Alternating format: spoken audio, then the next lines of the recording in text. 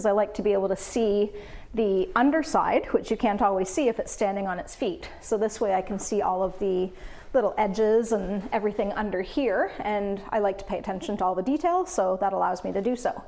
And then just to prep the piece, just to kind of give you an idea, this drawer that's here hasn't had anything done to it yet. So you can still see a lot of the grime and the grease and all that on there from where the hardware was. So all that I've done with this one is just taken off the hardware. And then this one has been cleaned, and I use a degreaser that's usually TSP based. So that one's been cleaned, but nothing else. This one has been cleaned and scuff sanded and not washed off after the scuff sanding. And then this one's been cleaned, scuff sanded, and washed off after being scuff sanded. And then these ones have now all had one coat of paint. So it just kind of shows you the steps that you would have to take if you're working on a piece. And then I'll lightly sand this down as well between coats, and then that helps to give a really nice buttery smooth finish.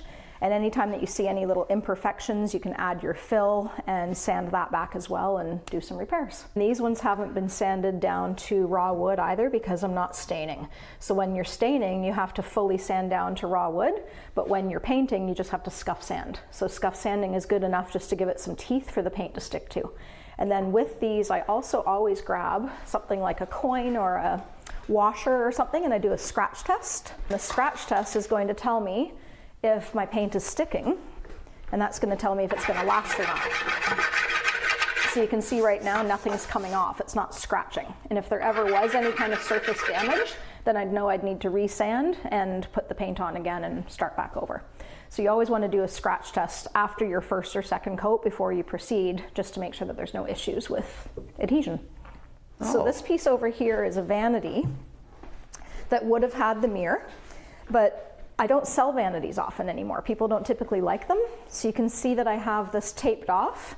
I'm going to be cutting it here and here with my jigsaw, and then I turn this into two separate bedside tables. So this whole middle piece will come out. This will be a bedside table, and this will be a bedside table. And I'll sell it as two pieces instead of one. And the mirror will get sold separately. I have a Cricut machine, which is a stencil maker, and I'll be putting a little stencil on here that says something like "Hello Beautiful" or something like that, and then that will sell on its own, and this will be two separate night tables. And this is actually really good for people in the Okanagan, because a lot of people here have condos, and these are nice and narrow when they're done. They're tall and skinny, so they're really good for a condo or apartment style living as well. And I've done lots of those in the past. They always tend to be a really good seller. And then this here I haven't done anything with yet. This goes obviously with all these drawers, but I haven't done anything with it. So I've started doing some repair work here. I actually had clamps on this morning because this was loose and this was loose, but those are all intact now. They're not wobbling anymore, so they're good. And then I can sand this back off where I had the fill, make sure everything's all nice and smooth, and here too. And then once I've done that, then I can start painting the body.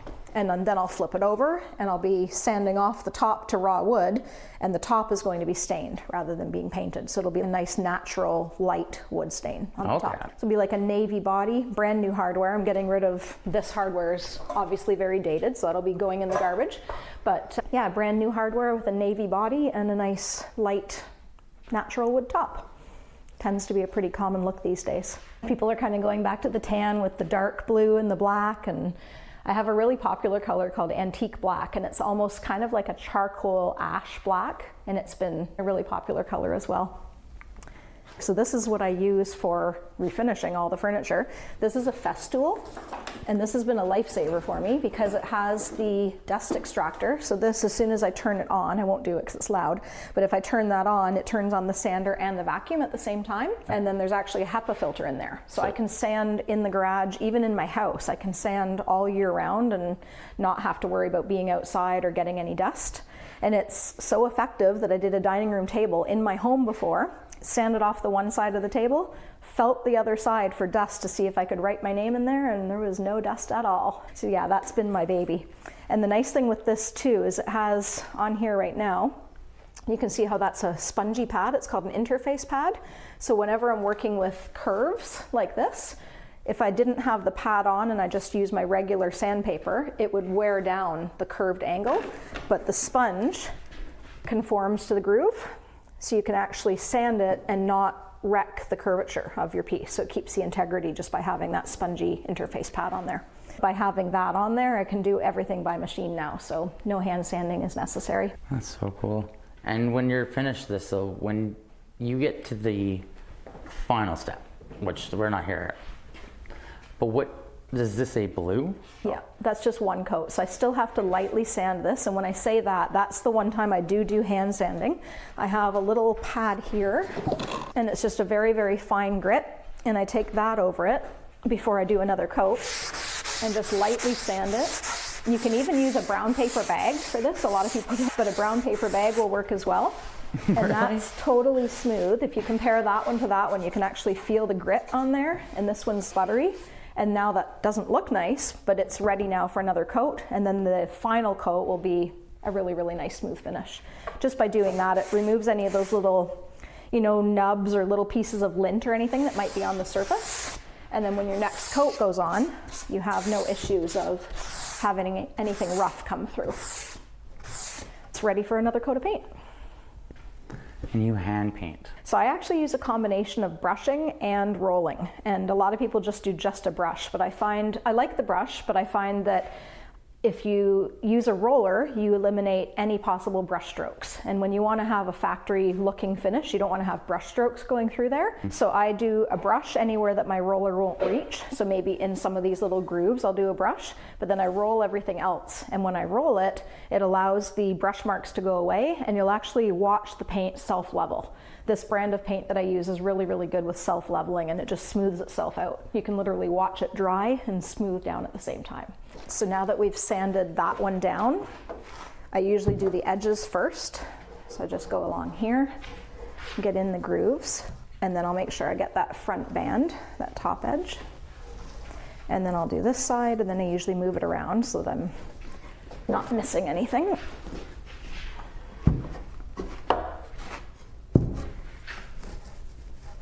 Sometimes do this on the floor, but it's easier for where you are. And then I kind of run it across one time just to make sure that there's no lap marks, and then the same here. And then I dip my roller one more time, and I go over the top. And if I have anything weird in there, that's why I wear an old coat. And then again, just one long stroke, and that gets rid of any lap marks that are there. And then that you'll actually be able to see in the next minute or so, you'll see it starting to dry, and you'll see it leveling itself out, like it flattens itself out. And then this one, because that one has now been cleaned and scuff sanded and then wiped clean again, that's ready for its first coat. So same thing, and I could do the edges first, but whatever. Go all along that edge. And then you'll see the difference. You can still see the wood through that because it hasn't had the second coat or the third coat go on yet. And then between each coat, you just do your really light sanding. And I usually use about a 300 grit or more for that so that it doesn't scratch anything off. It just leaves it nice and smooth. But you want about a 300 or more for that step. And I'm gonna flip this to get the other side.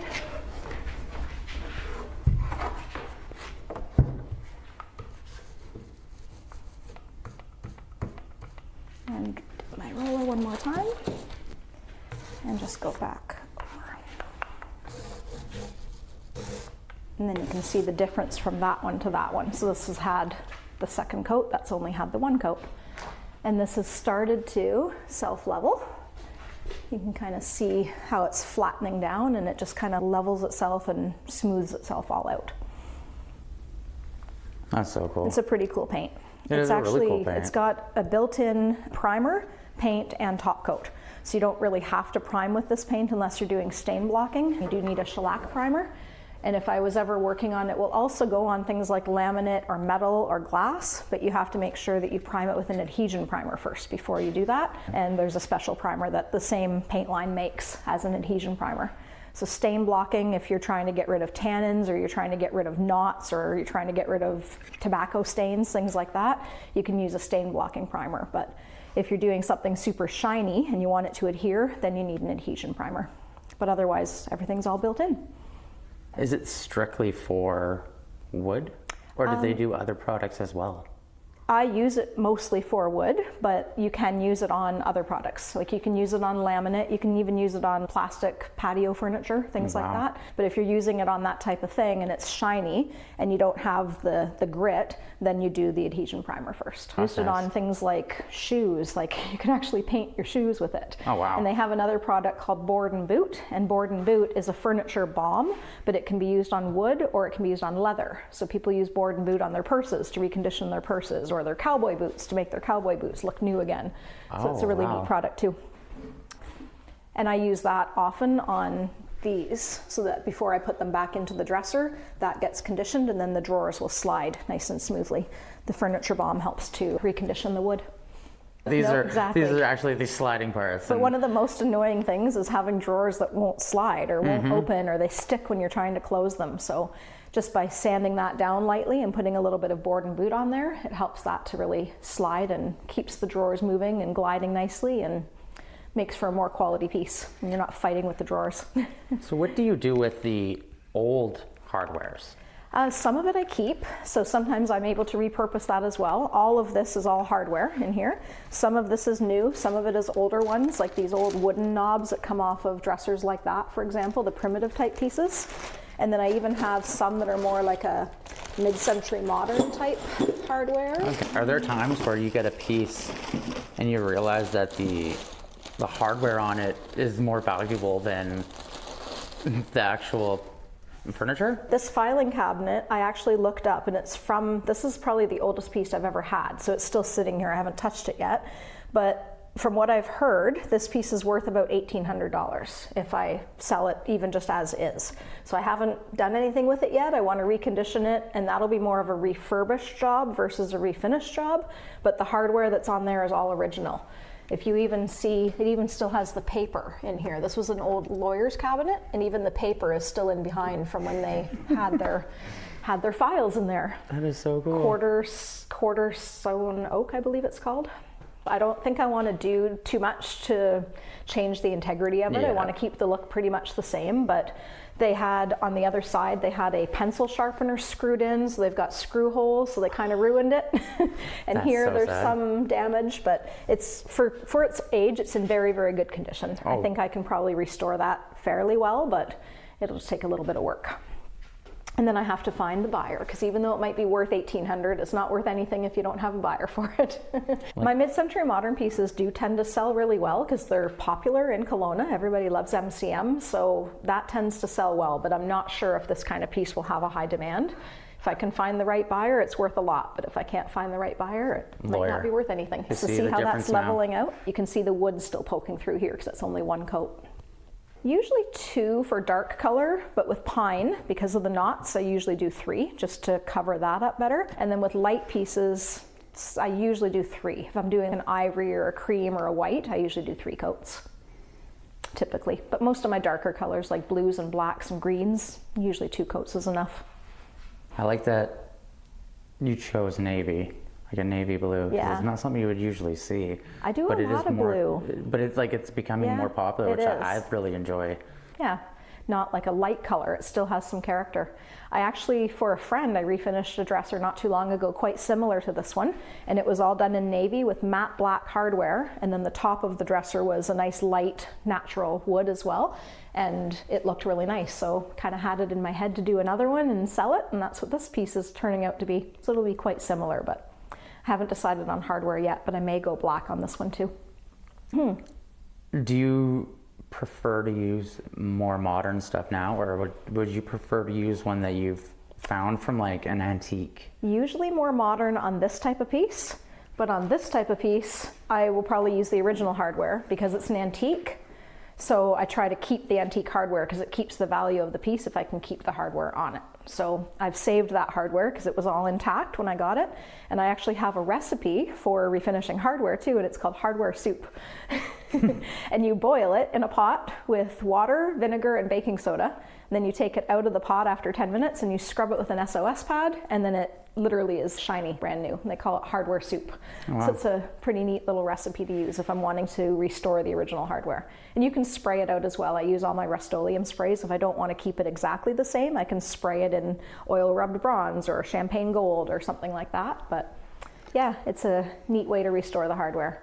So for pieces like this, it's nice to keep something that's original or, you know, similar to the piece so that the style matches. But with these, I like to go with a more modern look. That they call this batwing hardware, and the batwing hardware that came on there is not very appealing anymore. So usually something more modern is good. But that's why I like to do those pieces in between my customs, because that's where I get to make all those choices and all those decisions. If I'm just doing a custom all the time, it's mostly dictated by my client. Whereas if I'm doing these in between, it's satisfying my creative urge to be able to make those decisions on my own. So yeah, I like to do that in between doing some of the custom pieces. Fulfills that need for the creativity. Have you ever got to do any pieces that have gone to wineries? That of what, sorry? Have been in wineries? No. Or done like a barrel and turned a barrel? No, I haven't. I don't know if you know what Jacobian is, but that was one of the pieces that I was really wanting to refinish, was a Jacobian buffet. And I got my hands on one probably about 3 or so years ago now, that came from Ontario, and saw it on Marketplace, went running, started the car immediately, went running for it, and I refinished it and listed it for sale, and it ended up in a place in Oliver that's called Queen of the South, and it's a cafe in the morning and during the day, and it's a tapas bar in the evening, and my piece lives in there as a buffet, and they have all their serving equipment and all that on it. So whenever I go through Oliver and go into a Soyuz and all that, I stop into that little place and take a look, and it's still standing nice and strong and holding its own after 4 years. So kind of proud of that piece. That was one of my ones that I really, really wanted to refinish. So yeah, it was a dream piece for me. They're more rounded, like it'll have like a round kind of piece here, and here usually. Big, tall, it was like this tall, and a big long buffet, and had the 2 doors with drawers up on the top, and really, really substantial looking piece. It was pretty cool. Yeah, so when I did that for her, I thought that was pretty neat that it ended up in that little cafe restaurant. So that's probably my famous piece. Well, often do you get to go to the restores in the Okanagan? Because I feel like that'd be a great place to look. I do go there. I tend to find more of my pieces on Marketplace than I do at Restore. They have some stuff, but their prices have gone a lot higher. Oh, I guess so. And I find I have kind of a set price in mind of what I'll pay for a piece like this versus what I pay for a tall boy. I know my max, and usually they're beyond my max. So yeah, I don't really find that they're as good for prices there anymore. They have some neat stuff, but sometimes just priced too high, I think, for what it is. Marketplace tends to be the best area for me. Have you ever traveled to the coast for pieces? I haven't traveled there for the pieces, but whenever I'm on the coast, I look for pieces. I found a few really interesting pieces on the coast, actually, and I don't have them anymore. They've all long since sold, but I did find a number of different pieces out that way, and just some, you know, different ones to choose from versus what's in the Okanagan. Just broadens the pool a little bit. And friends even, you know, will tell me if they have pieces that are for sale or they're moving and they can't bring something with them. Like that cabinet right there came from somebody that I know. Got that for a steal because she was moving and couldn't bring it with her, and it wasn't going to fit in her new space, so she sold that to me. So there's all different avenues of where I can source them out. How do you go about pricing? Because I know that's one thing all creatives have a hard time with, is putting a price on yourself and your art. So you want to for sure capture your hours and your time and your creative, you know, all that went into it. But I kind of just I'm a bit different with mine. Most people track their hours. I'm not good at that. I'll say that right now. I'm just not good at it. So I don't add up how many hours specifically I spend on each piece. I more have an idea in my mind that a tall boy goes for between this amount and this amount, and a 6-drawer dresser goes between this and this, and a 9-drawer dresser goes between this and this. And I've kind of done some calculations to know approximately how long I spend on each of them, so I know I'm getting what I need to get to make my money, but I don't track my hours. I jump back and forth too much from one piece to the other, so I'm not really going, you know, I'm spending this many hours here and then I'm going over there and then I have to add this back up again. That's just not really my thing. But I kind of have an idea in mind of what I need for each piece, and that's also why when I buy them, I have a certain dollar value and I won't go above that dollar value, because then I would have to change what my final price is as well. So yeah, it tends to work for me that way. How much, like with the paint, because it's a custom paint that's coming in, Is it difficult for you to bring in the product now with everything that's been happening over the past couple, I want to say year? It's gotten a lot more difficult. It was always hard because it's from the States. So I always had, of course, the exchange rate and then the shipping and the duty and the taxes and all that. But now with all the added tariffs, and then they've implemented something else now through, it's called CARM. So I had to set up something through the Canadian Border Services and have to pay fees for that as well. So yeah, it's one fee after the next, after the next, after the next. It's definitely cutting into the bottom line. The only thing that I kind of look at is I say to myself, even though I'm not making as much per jar of paint now when I sell it, I'm still getting the paint at cost. So it's a win for me anyway, because it's the product that I use. So I'm getting it at cost and not having to pay full retail for it. So even if I don't sell any, I'll still continue to bring it in just so I can use it for my own supply, and I'm getting it at wholesale. So it's a win that way. There was 5 retailers for this paint line in Canada.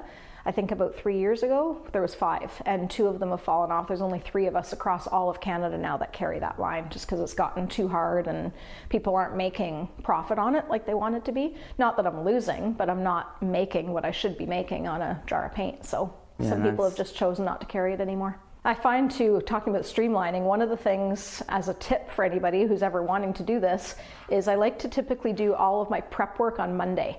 So if I'm taking customs, I usually get them dropped off Monday morning, and then I do all the prep. So I take off the hardware, I clean it, I degrease it, I vacuum it, I scuff sand it, I do all that on Monday. And then for the rest of the week, I can focus on painting and doing my second coat and doing the repairs and whatever else I need. And if I prep 2 or 3 pieces on Monday, then I have 3 pieces to work on for the week, and I can put out more inventory and, you know, increase my business that way. So the prep is, like I said earlier, the prep is the key, but you need to really invest the time in it. So if I get that all out of the way at the start of the week, then the rest of my week goes by seamlessly. So it's a good way to organize it. Do you have a limit to how many jobs you'll do in a week? I usually don't take more than 2 customs a week. That's kind of my max for customs. And then if I can squeeze in one that's not a custom, that's great. But yeah, no more than 2. And it also depends on the size. I just had a huge hutch here a little while ago that was a custom. It took a lot of room and a lot of time. And I had a big, huge dining room table in here with a dining room table base. That took up a lot of room and a lot of time. So if I have big pieces, I can't, you know, crowd my space either. I need to have some room to move around, and I don't like to have it too claustrophobic in here. So usually no more than a couple at a time as far as customs go. You can see how it's still all, like it's all tarnished and it's got buildup on it. But once I boil that down and do my hardware soup recipe, then it'll be all nice. And that'll go back on. So that's all original to the piece. And when you can get original hardware like that too, and even has the little back plates that go in behind it and everything. So that goes behind the knob. When you can get original hardware like that, then that adds value to the piece as well. If it's an old enough piece, they're going to be handcrafted, right? And totally. The type of metal that they're using too is valuable, and is a very steampunky look, which is kind of cool. Have you ever ventured out into like themed?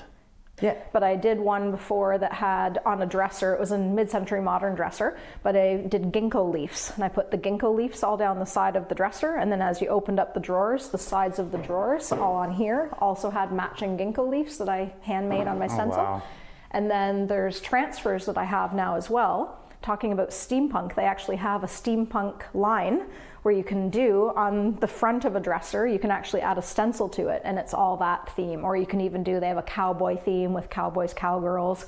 They have some with a poker theme with the dogs, and the dogs are all at the gambling tables. So it's kind of cool. They have a lot of different ones now that you can get in the transfer. So I have some that they've shipped me for free to try so I can review their product, but I haven't used them yet. But they're on my list. They're sitting right over there. So just as an idea, this can go on the front of a dresser, right? So I can paint the dresser, but then have something like that on the front of it. So cool. So it kind of looks like it's painted, but then you Mod Podge it. It's almost like a decoupage type thing. So you have to steam this all out so that all the wrinkles are gone, and then you have to cut it so that the drawers can still open, and then you Mod Podge over top of the painted product and attach your transfer. So I think that's next on my list. Haven't tried it yet, but that one's coming up. There's molds you can do as well if you're ever wanting to add intricate, like this kind of thing.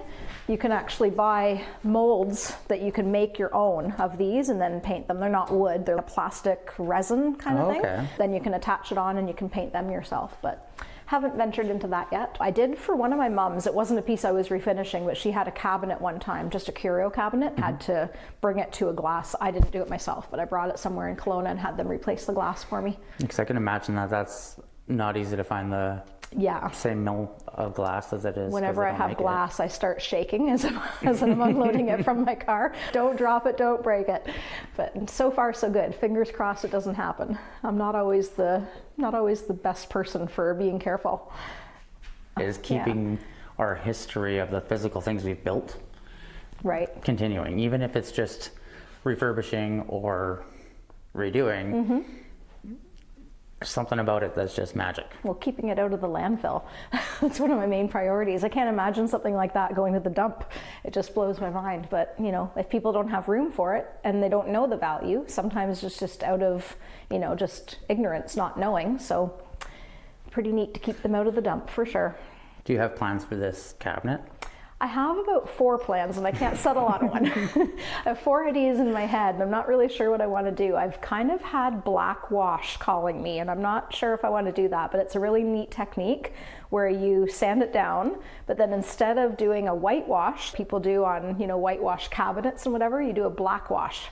And it's the same technique, but you use black paint with water instead of white paint with water. And it kind of gives that antique, historic kind of feel to it. So that's calling my name. But the only thing keeping me from that is the few little damaged areas, because when you have damages, you're gonna usually see that through the wash. So it might be more of a candidate for paint, or maybe partially washed, partially painted.